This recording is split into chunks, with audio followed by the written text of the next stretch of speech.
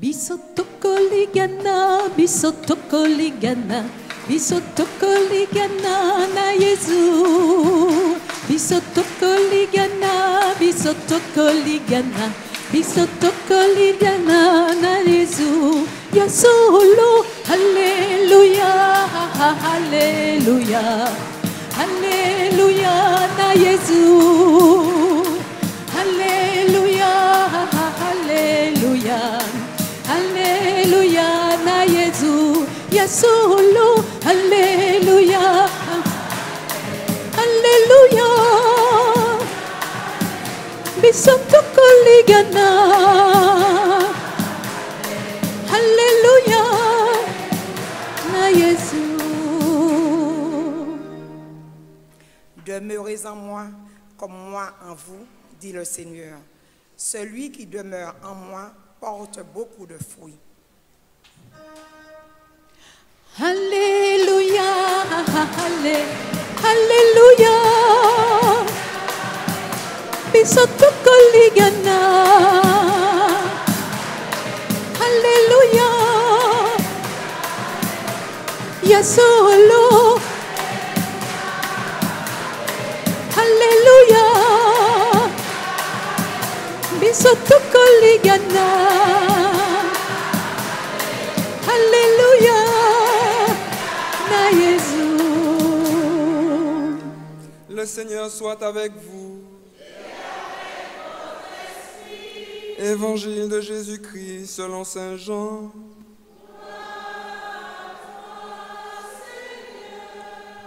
En ce temps-là, Jésus disait à ses disciples, « Moi je suis la vigne, et mon Père est le vigneron.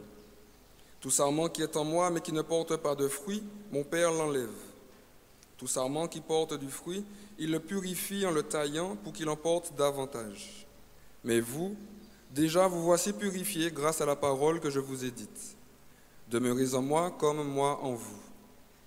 De même que le sarment ne peut pas porter de fruit par lui-même s'il ne demeure pas sur la vigne, de même vous non plus si vous ne demeurez pas en moi. Moi je suis la vigne et vous les sarments. Celui qui demeure en moi et en qui je demeure, celui-là porte beaucoup de fruits, car hors de moi, vous ne pouvez rien faire. Si quelqu'un ne demeure pas en moi, il est comme le sarment, jeté dehors et il se dessèche. Les sarments secs, on les ramasse, on les jette au feu et ils brûlent. Si vous demeurez en moi et que mes paroles demeurent en vous, demandez tout ce que vous voulez et cela se réalisera pour vous. Ce qui fait la gloire de mon Père, c'est que vous portiez beaucoup de fruits et que vous soyez pour moi des disciples. Acclamons la parole de Dieu.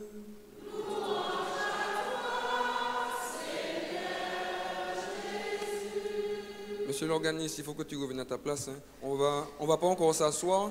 On va reprendre l'Alléluia, mais de façon plus convaincante. Vous avez fait un rôle là, mais ce n'était pas encore ça. 3, 4.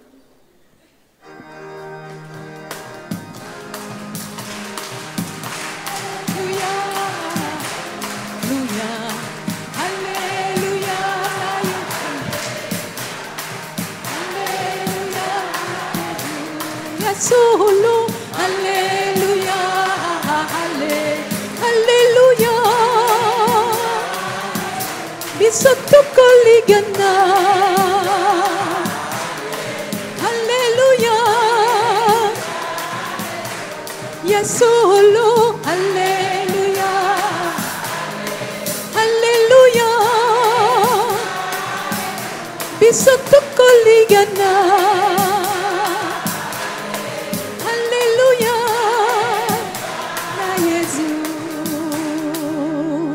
Amen, alléluia. Vous pouvez vous asseoir.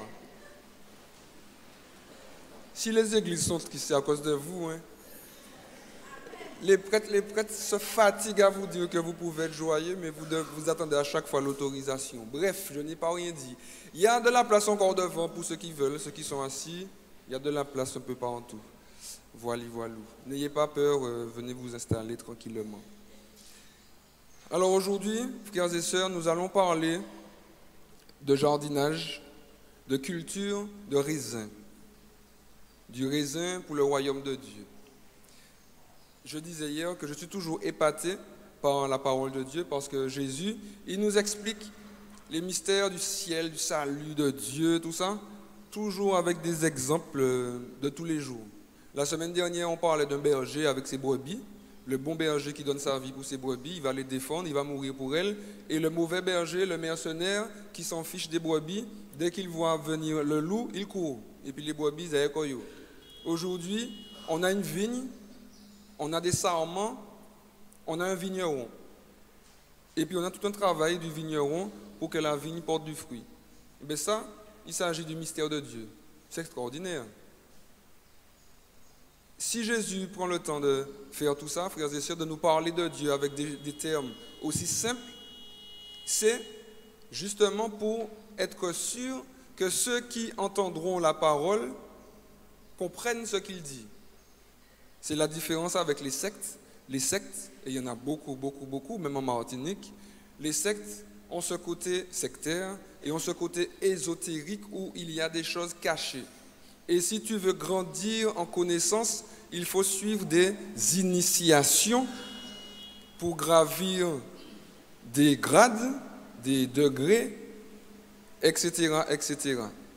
On ne va nommer personne, pour ne pas faire, il y a des susceptibles parfois, on va nommer personne.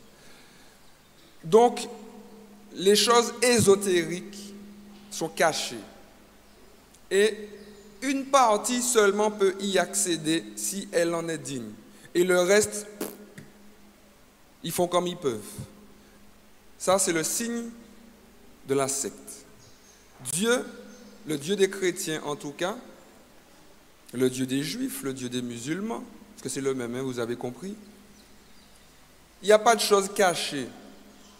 Les choses cachées sont celles qu'on ne peut pas encore comprendre parce que nous ne sommes pas encore arrivés dans le ciel, mais pas parce qu'elles sont cachées, parce qu'on n'a pas le droit de les connaître.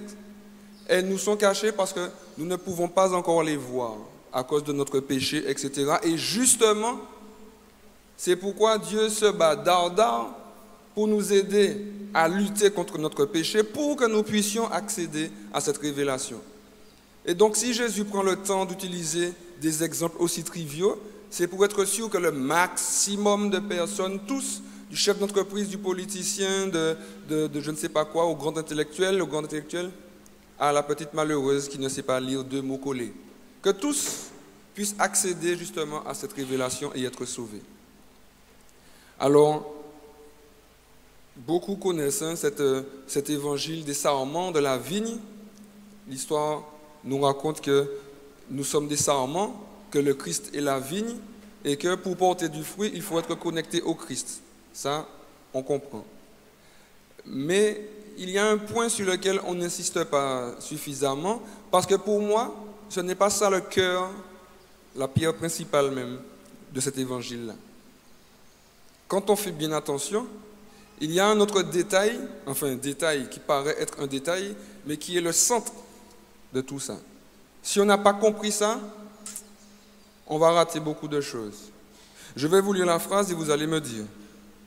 Ce qui fait la gloire de mon Père, c'est que vous portiez beaucoup de fruits. Le micro tourne. Qu'est-ce que ça veut dire d'après vous? À vous la parole. Ce qui fait la gloire de mon Père, c'est que vous portiez beaucoup de fruits. On évangélise. Mais retraduisez-moi la phrase même. Ce qui fait la gloire de mon Père, c'est que vous portiez beaucoup de fruits. Qu'est-ce que ça veut dire? Allô? C'est juste du français qu'on fait, frères et sœurs. C'est du français. Expliquez-moi la phrase. Il faut travailler à la vigne de Dieu. Mais expliquez-moi la phrase même. La phrase, il ne faut pas aller chercher trop loin. Ce qui fait la gloire de mon Père, c'est que vous portiez beaucoup de fruits. Cette phrase-là. Expliquez-la moi. C'est du français, frères et sœurs. Ne partez pas dans les choses spirituelles, faire la volonté de Dieu, machin. Non. La phrase. Sans fruit, quoi? Sans fruit, la gloire de Dieu n'est pas manifestée. Très bien. Oui, c'est du français, frères et sœurs. C'est du français. Ensuite.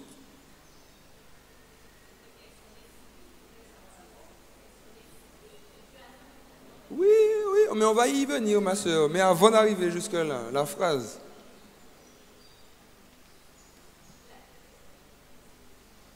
T'as pas de micro, ma soeur, faut crier. N'aie pas peur, ils ne savent pas autant que toi, donc c'est pas grave, vas-y.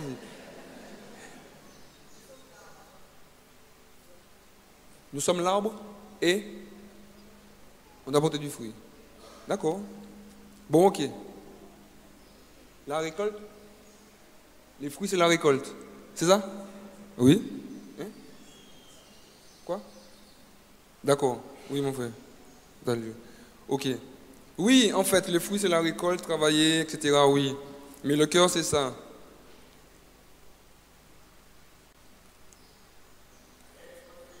Être fécond, voilà, être fécond, porter du fruit. Mais le cœur, c'est ce que disait la sœur. S'il n'y a pas de fruit, la gloire de Dieu n'est pas manifestée. Ça, frères et sœurs, si on n'a pas compris ça, on n'a rien compris.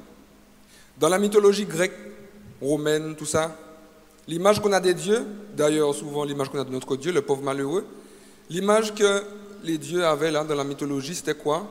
Leur gloire, ils la manifestaient comment? En écrasant les hommes, en se battant contre eux. Les dieux étaient glorifiés quand les hommes étaient bien obéissants.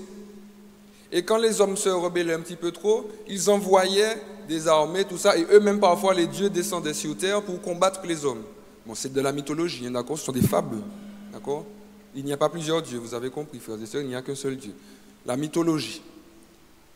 La gloire des dieux, c'est de dominer sur les hommes. Je prends un exemple que j'ai pris hier. La gloire de beaucoup de chefs d'entreprise, beaucoup de politiciens, je dis beaucoup, pas tous. Beaucoup, pas tous, d'accord? C'est de dominer sur ceux qui sont sous leur autorité. Là, Dieu nous dit, Jésus nous révèle dans sa parole, que ce qui fait la gloire de son Père, de Dieu, ce n'est pas de dominer sur les hommes, mais c'est que les hommes portent du fruit. Donc la gloire de Dieu sera manifestée quand chacun d'entre nous, nous allons porter du fruit. Si je reprends le même exemple de mon chef d'entreprise et de mon politicien, selon Dieu, c'est pourquoi il faut des chrétiens, vous comprenez, dans ces milieux-là. Il y a des chrétiens qui pensent que la politique et tout ça, la finance, tout ça, c'est le diable. Ce n'est pas vrai. Nos papes ne cessent de nous rappeler qu'il faut nous engager. Le Père Jean-Michel, c'est un témoin fidèle de ça. Il faut des chrétiens partout, en bioéthique, en politique, dans la finance, tous côtés, justement pour purifier ces milieux-là. Pourquoi? Eh bien, quand on comprend l'évangile, on comprend que la gloire du chef d'entreprise, la gloire du politicien ne doit pas être de dominer, de profiter sur les employés, de profiter sur les citoyens, mais de donner aux citoyens et aux employés le meilleur terreau pour qu'ils puissent porter du fruit et pour qu'ils puissent être à l'aise. On appelle ça le bien commun. La gloire de mon entreprise, ce ne sera pas seulement mon chiffre d'affaires, ce sera aussi, surtout, la qualité morale de mes employés, s'ils sont heureux de venir au travail. D'accord? Et ça, c'est capital. Ça nous révèle quoi, frères et sœurs? Eh bien que Dieu veut qu'on porte du fruit. Parce que c'est bien beau de dire il faut porter du fruit, c'est vrai. Mais si on n'a pas compris que si on porte du fruit, c'est d'abord parce que Dieu le veut, eh bien on n'a pas compris le cœur même de l'histoire. Parce qu'il ne suffit pas de porter du fruit pour porter du fruit. Si on porte du fruit, c'est parce que Dieu le désire. Si Dieu désire qu'on porte du fruit, c'est parce qu'il a confiance en nous, parce qu'il sait qu'on peut porter du fruit. Vous comprenez ça? C'est capital. Quand on donne notre vie, nos bobos, nos amis, nos familles, parfois, la vie nous fait comprendre que, en fait, tu ne vaux pas grand-chose. Hein. Regarde bien ta vie, tu as raté à peu près tout. Tu as raté à peu près toute ta vie. Et à peu près tout ce que tu entreprendras, eh bien, en fait, sera des échecs aussi.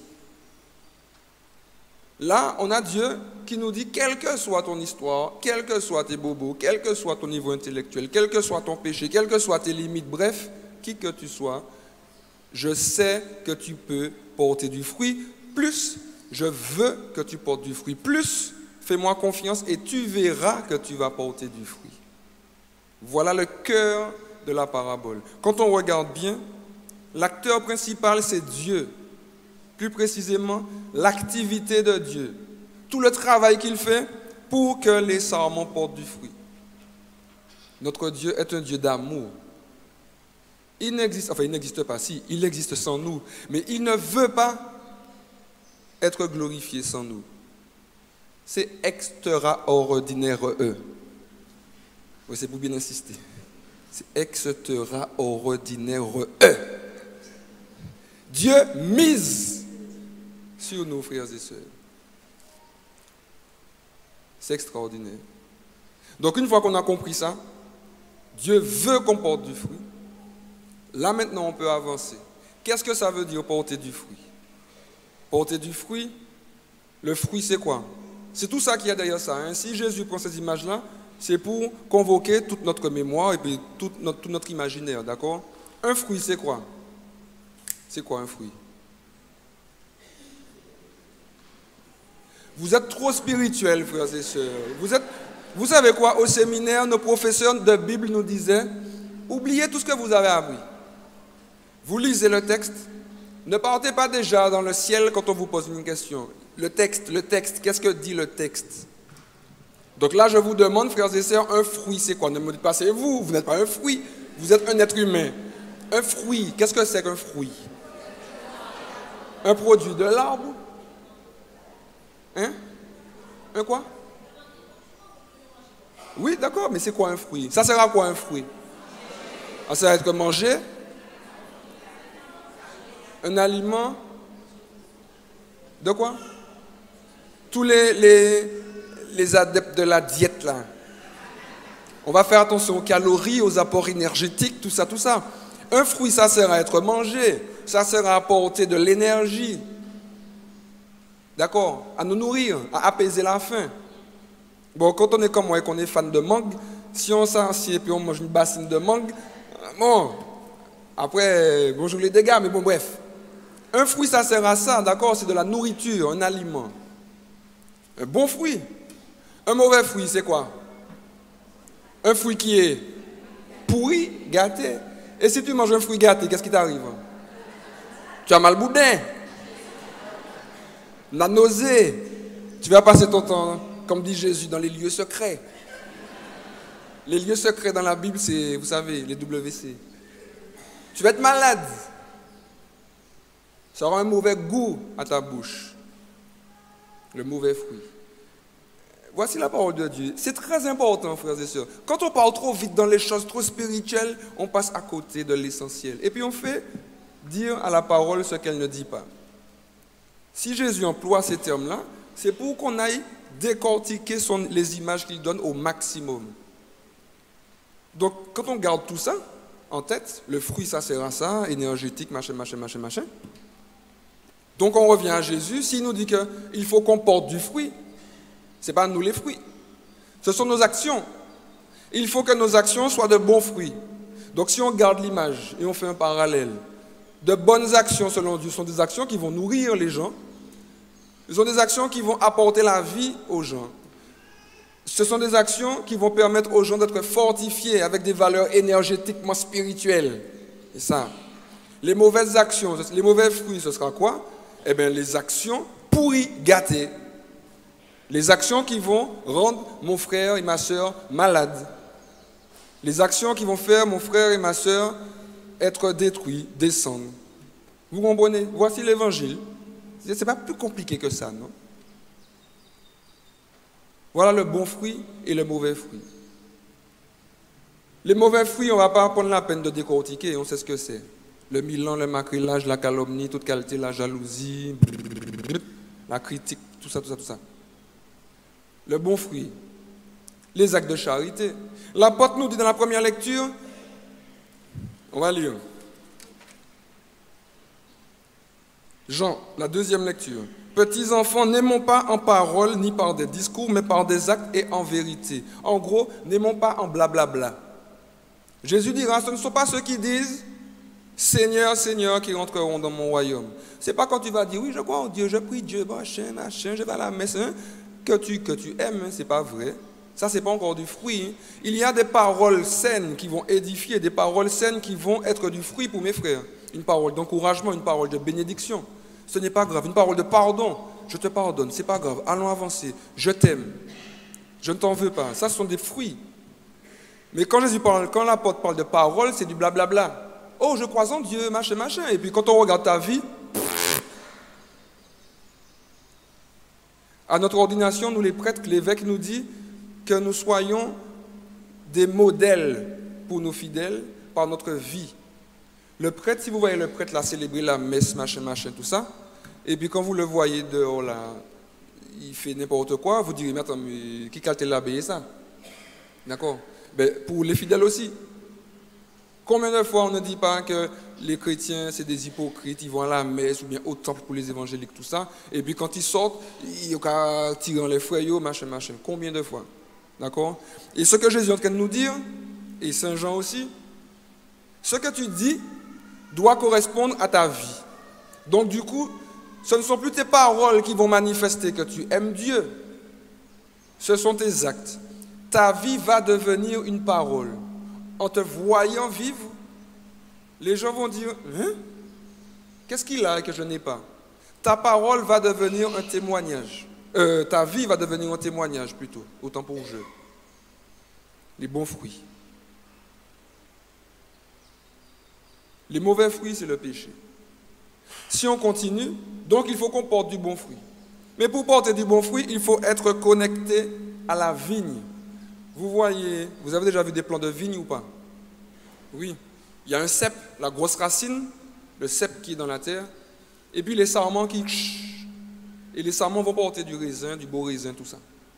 Et Jésus nous dit, tu ne peux pas porter de fruits, toi le sarment, nous sommes les sarments, nous ne pouvons pas porter de fruits si nous ne sommes pas connectés au cep, si nous ne sommes pas connectés à la vigne. C'est évident, pourquoi? Parce que c'est la vigne, c'est le cep qui va envoyer monter la sève. Si je me coupe un doigt et je le dépose tranquillement devant moi, eh bien il va dépérir mon doigt. Pourquoi? Parce qu'il ne sera plus alimenté par le sang qui sort de mon cœur. Donc il ne sera plus nourri à la source. Donc mon doigt sera bien là, il va exister, mais il va pourrir au fur et à mesure. Et donc Jésus nous dit, pour porter du fruit, il faut rester connecté à moi, il faut demeurer en moi et demeurer en Dieu, puiser à la source. C'est quoi? Il nous dit, faire sa volonté. Faire la volonté de Dieu, respecter les commandements, qui ne sont pas des commandements de gendarmes, qui sont des paroles de vie, comme vous les parents, vous donnez des commandements de la discipline, j'espère pour vous, à vos enfants. Ne va pas là, fais ci, fais ça, ne fais pas comme si. Les enfants vous disent, ah mais maman, mais papa, mais laisse-moi vivre. Non, mais attention à telle personne, attention à un truc, etc. Eh bien, Dieu, c'est la même chose, et l'Église, c'est la même chose. On n'est pas là pour vous empêcher de vivre. L'Église ne fait que retranscrire ce que Dieu nous dit. Fais attention, tous les chemins ne sont pas bons à prendre. Voilà, les commandements. Et donc, tu vas les puiser à la source, à ce cep. Comment? En méditant la parole de Dieu, en priant le rosaire, en venant à la messe, en te nourrissant de ce que tu vas entendre, vivre par les chants, la prière, par la prédication, par la parole qui sera proclamée, par la prière, l'adoration. Tu vas les puiser au cep en servant ton frère malade, le SDF, le mourant à Clarac, le prisonnier à Ducos. Tu vas aller servir ton frère et tu verras qu'en servant ton frère, tu seras nourri dans l'humilité, dans la disponibilité. Voilà à les puiser à la source. En faisant tout ça, j'apprends au fur et à mesure à me délester du poids du péché pour pouvoir apprendre à demeurer en Dieu et faire sa volonté. Je dis délester, pas débarrasser, puisque tout tant que nous respirerons, eh bien nous pécherons. N'attendons pas de ne plus être pécheurs pour commencer à être docile à Dieu. D'accord?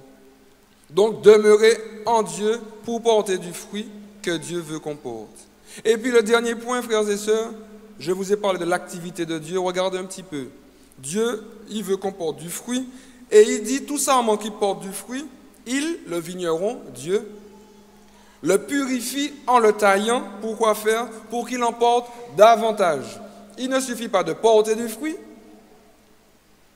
Ça ne suffit pas à Dieu qu'on porte du fruit. C'est déjà bien. Il vient, il nous émonde avec son sécateur pour qu'on porte encore plus de fruits. Et c'est ça la logique de l'amour, la logique de l'évangile. Toujours plus, toujours plus. Une maman des parents pour leurs enfants, des enfants envers leurs parents, un chéri doudou envers son chéri l'amour, des amis envers d'autres amis, un prêtre envers sa communauté, une communauté envers son prêtre. Enfin, c'est l'idéal, quoi. Toujours plus, toujours plus. Tu peux m'appeler quand tu veux, t'inquiète pas. Dès que tu as un souci, je suis là pour toi. T'es sûr? Oui, n'hésite pas. H24, 7 jours sur 7, d'accord. La personne t'appelle une fois, deux fois. La troisième fois, tu vas voir Marie-Moussine. Et j'ai dit à la soeur de m'appeler quand elle peut, mais comment c'est qu'elle va me gaz, hein? Souvent, dans nos actes de charité, on est limité. Vous voyez? On est limité. Je sais que moi, tel n'a pas de visite, mais je vais voir Avengers au cinéma avant, et puis après, je vais voir si je passe voir moi un tel. On est toujours limité parce qu'on se met des critères. Dieu, il vient, il nous crée. On se détourne, il vient lui-même pour nous dire qu'on est aimé. On le tape, on le piège, on le frappe, on lui crache dessus, on l'injurie, on le calomnie. Il continue à avancer, finalement il avance sur un chemin de l'impassion qu'on appelle un chemin de croix et il finit suspendu au gibet comme un malfaiteur. Jusqu'à la mort. Plus, même mort, on lui transperce le cœur, de l'eau et du sang jaillissent. Signe de débordement de l'amour de Dieu que la mort même ne vient pas freiner. L'eau et le sang, signe des sacrements, de la naissance de l'Église, de la vie surabondante, du baptême, cette purification du sang de Jésus qui nous donne la vie. Mort, il porte encore du fruit. L'Église, qui depuis 2000 ans avance, qui est née du cœur de Jésus. Voilà les fruits de la croix. Toujours plus, un débordement. Et donc Dieu veut tout ça pour nous. Donc quand on se croit limité, on dit Seigneur, je n'y arriverai jamais. Seigneur, ça fait trop longtemps. Il m'a fait ça, mais je ne pourrai jamais lui pardonner. Dieu dit si tu peux. Ce n'est pas facile. Je te promets que si tu restes en moi, tu pourras. Parce que tant que tu ne pardonnes pas, ton cœur est prisonnier. Je t'encourage. Aie confiance en moi et aie confiance en toi, puisque moi j'ai confiance en toi. Le toujours plus de l'amour de Dieu. Mais comment il fait ça? Il nous émonde avec son sécateur. Qu'est-ce qui coupe dans la Bible, frères et sœurs? La parole de Dieu. Elle est comme un glaive à deux tranchants qui vient opérer un discernement. C'est la parole qui le dit. Donc le sécateur que Dieu utilise pour nous émonder, c'est la parole de Dieu. Mais comme tout sécateur, donc il y a des lames. Une lame, qu'est-ce que ça fait? Mal. Les jardinières. Quand vous avez vos sécateurs, pourquoi vous émondez les plantes? Pour que ça pousse? Pour jeter le surplus? Pour concentrer la sève? Qu'elle soit plus forte, plus puissante, pour que les fruits deviennent plus denses, plus abondants? Donc quand Dieu nous émonde avec sa parole, il vient nous dénoncer notre péché. Dénoncer, pas accuser. L'accusateur, c'est le diable. Tu es une cochonnerie, on regarde ton état là. Dénoncer le péché, c'est dire, attention, tu pèches, tu peux mieux faire. Lève-toi et marche. Dieu dénonce le péché, mais pour nous sauver. D'accord? Eh bien, cette parole-là qui nous émonde, qui va venir nous débarrasser du surplus de notre vie. Parfois aussi des vieilles branches. Mais parfois, on est tellement attaché à nos vieilles branches. Quand le Seigneur vient couper ça, Seigneur, non, laisse-moi ça, Seigneur, s'il te plaît. Parfois on pleure, Seigneur, s'il te plaît, pitié de moi. Et puis le Seigneur te dit, mais attends, mais ça là dans ta vie, c'est pas à ma gloire. Oui, je sais, mais... Dis, ben, pourquoi tu pleures alors? Mais parce que je souffre. Eh bien, laisse-moi couper cette branche-là. Pas encore. Eh bien, arrête de pleurer. Ça arrive en entretien parfois. Il y a des gens qui viennent nous voir, qui nous disent, mon père, voilà, je souffre, telle situation, j'ai besoin de discernement. Je dis, ben mon frère, ma soeur, discernement, mais pourquoi faire? Mais ce que tu fais là, tu sais que tu te détruis. Oui. Ben alors, il faut juste que tu arrêtes ce que tu fais, et puis tu verras, ça ira mieux. Je ne suis pas encore capable. Ah ben, d'accord, mais bon, mais tu ne vas pas me voir quand tu seras capable. Les vieilles herbes, parfois qu'on ne veut pas que Dieu coupe. Mamaï, si Dieu nous blesse avec son sécateur, c'est pour nous émonder, pas pour nous brider, pas pour réduire nos branches. Il réduit ce qui n'est pas utile à notre vie, pour que d'autres branches plus splendides puissent pousser et porter du fruit en abondance. Donc aujourd'hui, faisons confiance à ce petit exercice de jardinage que le Seigneur nous propose.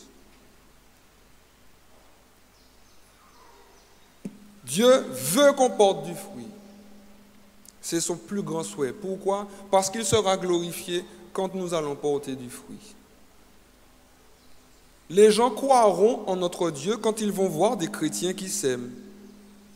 Beaucoup de gens disent qu'ils ne croient plus en Dieu parce que dès qu'ils voient des chrétiens, ils disent si c'est ça la foi chrétienne, je n'ai pas besoin de voir leur Dieu. C'est un gag. D'accord? Donc Dieu veut qu'on porte du fruit pour que son nom soit glorifié. Ce qu'on dit dans le Notre Père, que ton nom soit sanctifié dans le Notre Père. Il veut qu'on porte du fruit. Nous porterons du fruit tant que nous resterons connectés au cep qu'est Jésus-Christ. Et puis les sarments ont cette particularité, frères et sœurs, de s'entremêler. Vous avez déjà vu la vigne? Mais c'est quoi, frères et sœurs? Cette solidarité, ensemble.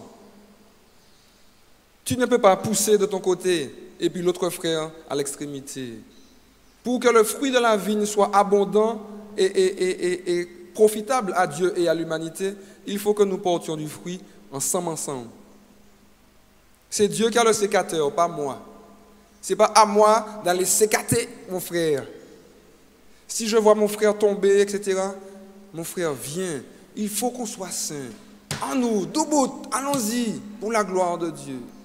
La solidarité des sarments qui se tiennent ensemble et qui avancent vers la vie éternelle. Voilà. Eh bien, que le Seigneur nous bénisse, frères et sœurs, par cette Eucharistie, qui nous redonne confiance en nous, grand comme petit. Au-delà des bobos de ma vie, Dieu mise sur moi. Donc, je suis capable en Dieu. Pas sans Dieu, parce que hors de lui, je ne peux rien faire, comme nous dit Jésus.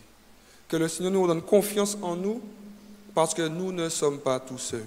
Dieu est là. Dieu nous précède. Dieu combat pour nous. Dieu a déjà remporté la victoire pour nous. Soyons bénis et puissions-nous devenir des sarments puissants, courageux, pour aller porter du fruit dans ce monde qui a tant besoin d'amour, de paix, de solidarité. Ce monde, cette Martinique, qui a tant besoin de Dieu. Amen.